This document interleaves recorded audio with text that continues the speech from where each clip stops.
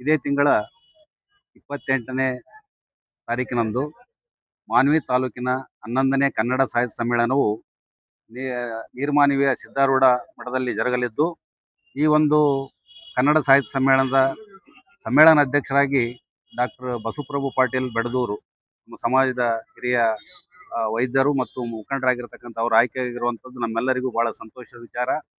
ಈ ಒಂದು ಸಮ್ಮೇಳನವನ್ನು ನಮ್ಮ ತಾಲೂಕಿನ ಎಲ್ಲ ಕನ್ನಡ ಸಾಹಿತ್ಯ ಆಸಕ್ತರು ಬಂದು ಸೇರಿ ಈ ಕನ್ನಡ ರಥವನ್ನು ಎಲ್ಲರೂ ಸೇರಿ ಎಳೆಯೋಣ ಅಂತೇಳಿ ಹೇಳ್ತಾ, ಎಲ್ಲರೂ ಕೂಡ ಹೆಚ್ಚಿನ ಸಂಖ್ಯೆಯಲ್ಲಿ ಬಂದು ಈ ಒಂದು ಕಾರ್ಯಕ್ರಮವನ್ನು ಯಶಸ್ವಿಗೊಳಿಸಬೇಕಂತೇಳಿ ನಾನು ಈ ಮೂಲಕ ಕೇಳಿಕೊಳ್ತೇನೆ.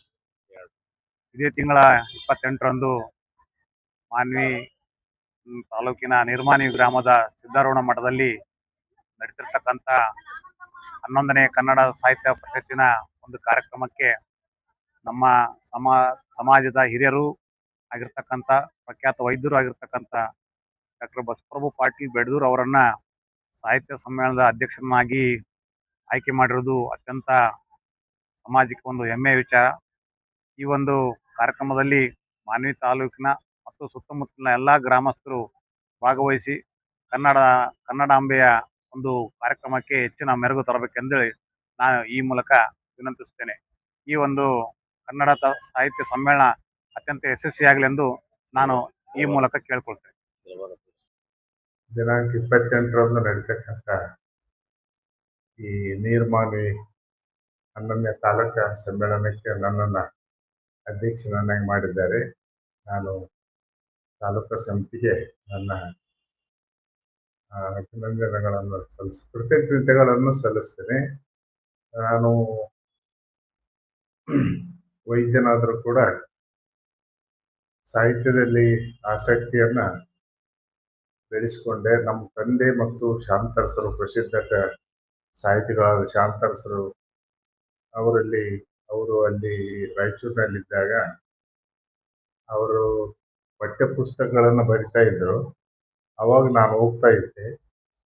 ಆ ಸಂದರ್ಭದಲ್ಲಿ ಅವರ ಸಾಹಿತ್ಯಿಕ ಚರ್ಚೆ ಮತ್ತು ಇನ್ನಿತರ ವಿಷಯಗಳ ಬಗ್ಗೆ ಚರ್ಚೆಯಲ್ಲಿ ನಾನು ಸುಮ್ಮನೆ ಕೇಳ್ತಾ ಇದ್ದೆ. ಕೇಳಿ ಅವರಲ್ಲಿ ಸಾಹಿತ್ಯದ ಆಸಕ್ತಿಯನ್ನು ಬೆಳೆಸಿಕೊಂಡೆ. ಅವರನ್ನು ನೋಡಿ ಅವರು ಕೂಡ ನನಗೆ ಕೆಲವು ವಿಷಯಗಳಲ್ಲಿ ಗೈಡ್ ಮಾಡಿದರು. ಆನಂತರ ನಾನು ಕಾಲೇಜಿಗೆ ಹೋದ ಮೇಲೆ ಕಾಲೇಜ್ ಮ್ಯಾಗ್ಝಿನ್ನಲ್ಲಿ ಸದಸ್ಯಾಗಿ ಕನ್ನಡ ವಿಭಾಗವನ್ನು ಸರಿಯಾಗಿ ನಿಭಾಯಿಸಿದ್ವಿ.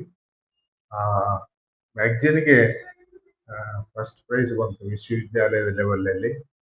ಇಲ್ಲಿಗೆ ಬಂದ ಮೇಲೆ ನಾನು ಸಾಹಿತ್ಯದಲ್ಲಿ ಹೆಚ್ಚು ಓದಲಿಕ್ಕೆ ನನಗೆ ಟೈಮ್ ಸಿಕ್ತು. ಮಾರ್ನಿಂಗ್ ಬಂದಮೇಲೆ ನಾನೀಗ 52 ವರ್ಷ ವೈದ್ಯನಾಗಿ ಸೇವೆ ಸಲ್ಲಿಸಿದ್ದೇನೆ. ಸುಮಾರು 13ನೇ ಪುಸ್ತಕ ಈಗ ಹೊರಗೆ ಬರ್ತಾ ಇದೆ ನಂದು.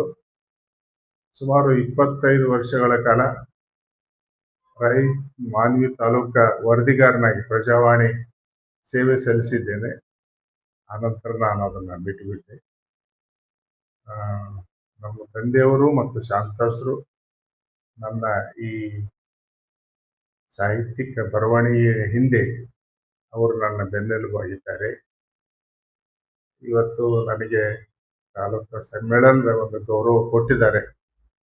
ಅವರಿಗೆ ನಾನು ನನ್ನ ಕೃತಜ್ಞತೆಗಳನ್ನು ಅರ್ಪಿಸ್ತೇನೆ. ಮತ್ತೆ ಸಾಹಿತ್ಯ ಸಮ್ಮೇಳನ ಯಶಸ್ವಿ ಕೂಡ ಆಗ್ತಾ ಇದೆ ಅಂತ ನಾನು ಭರವಸೆ. ನಮಸ್ಕಾರ.